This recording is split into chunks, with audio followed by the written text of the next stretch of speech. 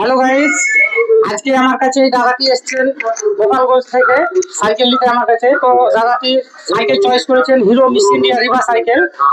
হিরোর মধ্যে 1 নম্বর কোয়ালিটি এটি। তো খুব সুন্দর একটি মডেল।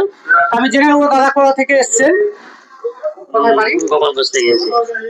আর নিঃসন্দেহে সাইকেলটি আমার খুব পছন্দ, কারণ হিরো যে 3-4টা মডেল আছে, তারপরে এই মডেলটি আমার খুব পছন্দ। আর